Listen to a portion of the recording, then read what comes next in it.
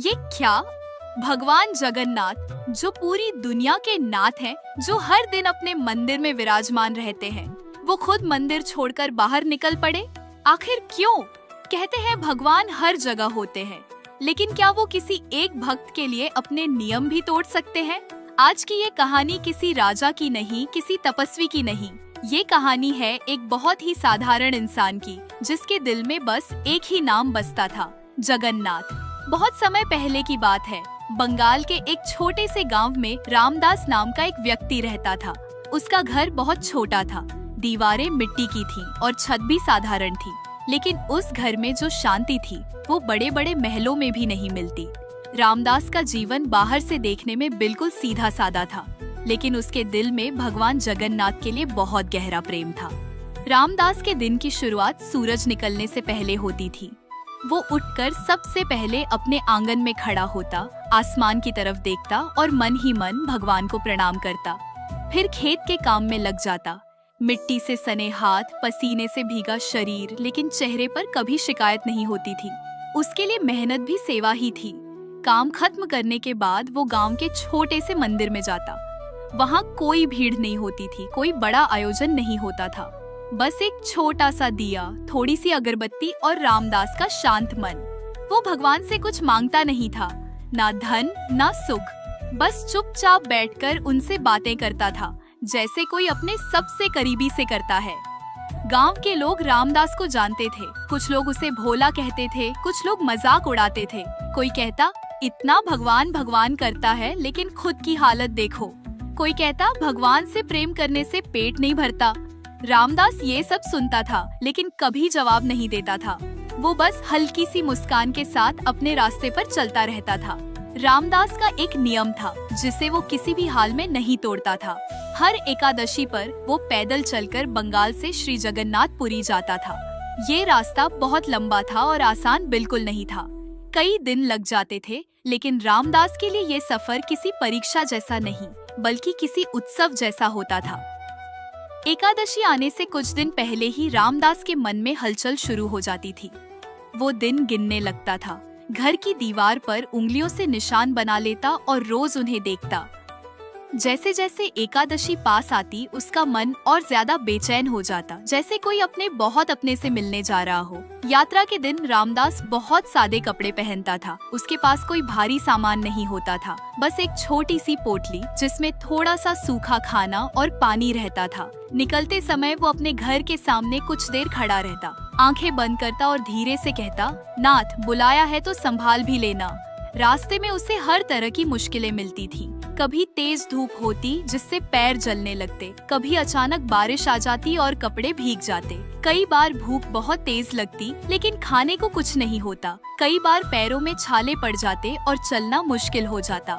ऐसे समय में रामदास रास्ते के किनारे बैठ जाता, आंखें बंद करता और बहुत धीमी आवाज में बस एक ही नाम लेता, जगन्नाथ। थोड़ी देर बाद उसे ऐसा लगता जैसे किसी ने उसके भीतर नई ताकत भर दी हो। वो उठता और फिर से चल पड़ता, बिना किसी शिकायत के। रास्ते में कई लोग उसे मिलते, कोई पानी दे देता, कोई रोटी का टुकड़ा, कोई पूछता, इतनी दूर पैदल क्यों जा रहे हो? रामदास बस इतना कहता, अपने प्रभु के पास। कुछ लोग उसकी बात सुनकर मुस्कुरा देते, कुछ हैरान रह जाते। जब कई दिनों के बाद पुरी पहुंचता, तो सबसे पहले समुद्र की आवाज सुनाई देती। लहरों की आवाज सुनते ही रामदास की आंखें भर आती। सारी थकान जैसे उसी पल उतर जाती। वो समुद्र में स्नान करता और फिर सीधे मंदिर की ओर बढ़ता। मंदिर के सामने पहुंचते ही उसके कदम अपने आप धीमे हो जाते, हाथ जुड़ जाते, आंखें बंद हो जाती। वो कुछ बोलता नहीं था, बस खड़ा रहता था, जैसे भगवान और भक्त के बीच शब्दों की जरूरत ही नहीं हो। महाप्रसाद पाकर उसका मन पूरी तरह भर जाता। उसके लिए वही सबसे बड़ा सुख था। रात को मंदिर के बाहर बैठकर वो बहुत धीमी आवाज में कीर्तन करता। ना ऊंची आवाज, ना दिखावा, बस दिल से निकली हुई भक्ति। ऊपर से महाप्रभु जगन्नाथ ये सब देख रहे थे। रामदास का ये भोला, निस्वार्थ प्रेम उन्हें छू जाता था, बिना किसी मांग के, बिना किसी शर्त के, बस सच्चा भाव। और यही भाव धीरे धीरे एक ऐसी कहानी की शुरुआत कर रहा था, जिसे आने वाले समय में कोई भूल नहीं पाया। समय धीरे धीरे बीतता गया। जैसे जैसे साल निकलते गए, रामदास का शरीर कमजोर होने लगा। पहले जो रास्ते वो बिना रुके पार कर लेता था, अब वही रास्ते उसे थका देते थे। पैरों में दर्द रहने लगा, सांस भी जल्दी फूल जाती थी, लेकिन दिल में जो प्रेम था उसमें कोई कमी नहीं आई। गांव के लोग अब उसे समझाने लगे थे। कोई कहता अब उम्र हो गई है, इतना मत चलो। कोई कहता भगवान तो दिल में होते हैं, मंदिर जाना जरूरी नहीं। उसकी पत्नी भी कई बार चिंता से उसे देखती और कहती अब शरीर साथ नहीं देता, थोड़ा आराम कर लिया करो। रामदास सबकी बातें चुपचाप सुनता था। वो किसी से बहस नहीं करता था, बस इतना कहता था अगर एकादशी पर प्रभु के दर्शन न हुए तो मन ही नहीं मानेगा। उसके लिए ये यात्रा आदत नहीं थी, ये उसकी सांसों जैसा जरूरी हिस्सा बन चुकी थी। एक एकादशी की रात रामदास हमेशा की तरह मंदिर के बाहर बैठा कीर्तन कर रहा था। उस दिन उसकी आवाज में पहले जैसी ताकत नहीं थी, लेकिन भाव बहुत गहरा था। आंखें बंद थीं, होंठ कांप रहे थे और दिल में एक अजीब सा दर्द था, जैसे वो कुछ कहना चाहता हो लेकिन शब्द नहीं मिल रहे हो। उसी समय वहाँ की हवा कुछ बदल सी गई। दीपक की लौ हल्की हल्की कांपने लगी। मंदिर का वातावरण एकदम शांत हो गया। रामदास को ऐसा लगा जैसे किसी ने बहुत प्यार से उसे पुकारा हो। उसने धीरे से आंखें खोली। उसके सामने स्वयं महाप्रभु जगन्नाथ खड़े थे। रामदास का शरीर कांपने लगा। वो तुरंत जमीन पर गिर पड़ा। उसकी आंखों से आंसू बहने लगे। वो कुछ बोल ही नहीं पा रहा था। जगन्नाथ जी ने उसे उठाया और बहुत स्नेह से कहा, रामदास, अब तुम इतनी दूर पैदल मत आया करो। तुम्हारा शरीर थक गया है। मुझे तुम्हें इस हालत में देखकर दुख होता है। रामदास की आंखें और भर आईं। उसने कांपती आवाज में कहा, नाथ, अगर अगली एकादशी आपको न देखूं तो मेरा मन कैसे जिएगा?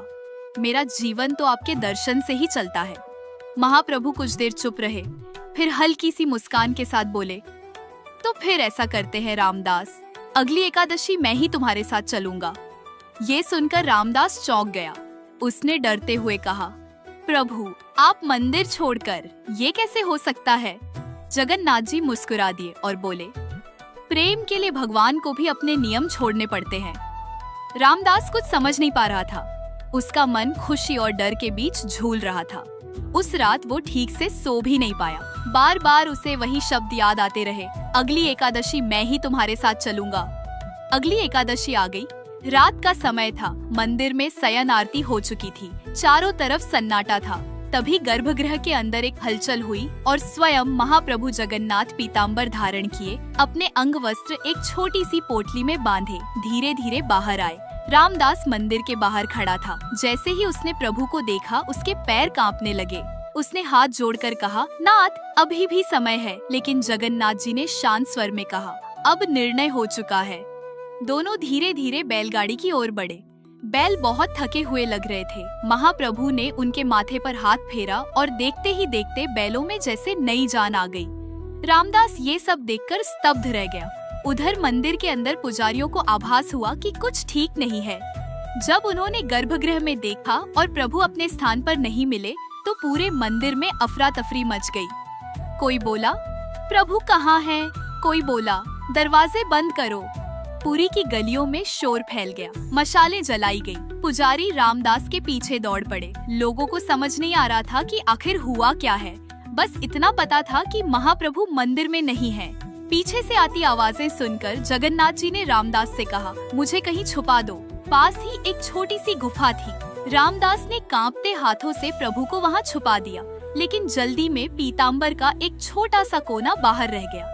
कुछ ही देर में पुजारी वहाँ पहुँच गए। उन्होंने रामदास को पकड़ लिया। बिना कुछ सुने, बिना कुछ समझे वो उसे मारने लगे। रामदास दर्द से कराह उठा, लेकिन उसके मुंह से एक ही नाम निकल रहा था, जगन्नाथ। उस पल ऐसा लग रहा था जैसे पूरी कहानी अब किसी बहुत बड़े मोड़ पर आ चुकी हो। जहाँ एक तरफ नियम और गुस्सा था, वहीं दूसरी तरफ सिर्फ प्रेम और विश्वास।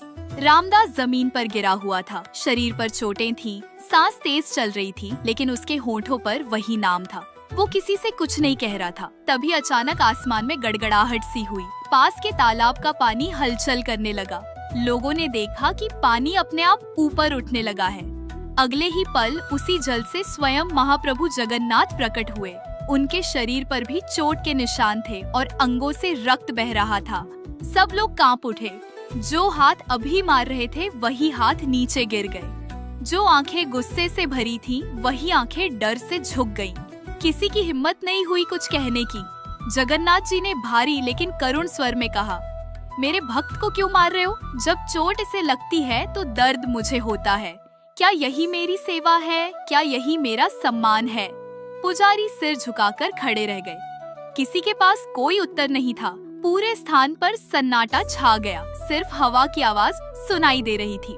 कुछ देर बाद एक पुजारी ने डरते हुए कहा, प्रभु, अगर आप भक्तों के साथ ऐसे ही चल देंगे तो हमारा गुजारा कैसे होगा? हम मंदिर की सेवा कैसे करेंगे? जगन्नाथ जी ने उनकी ओर देखा और बहुत शांत स्वर में कहा, यही फर्क है भक्त और व्यापार में। भक्त प्रेम से जुड़ा होता है और व्यापार डर से।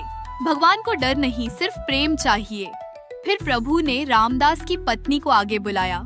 वो कांपते कदमों से आगे आई। प्रभु ने उससे कहा, जो भी तुम्हारे पास सबसे छोटी चीज हो उसे ले आओ। वो अपने घर से एक छोटी सी सोने की कील और एक तुलसी का पत्ता लेकर आई। जब तुला मंगवाई गई और उस पर सोने की कील रखी गई तो तराजू नीचे झुक गया। फिर तुलसी का पत्ता रखा गया। जैसे ही प्रभु तुला पर बैठे, सब लोग हैरान रह गए। त्रिलोकनाथ उस सोने से भी हल्के निकले। लोगों की आंखें खुली रह गई। कोई कुछ बोल नहीं पा रहा था। जगन्नाथ जी ने कहा, भगवान को धन नहीं तौल सकता, भगवान को सिर्फ प्रेम तौल सकता है। जहाँ सच्चा भाव होता है वहीं मैं बंध जाता हूँ। इसके बाद जगन्नाथ जी रामदास की ओर बढ़े।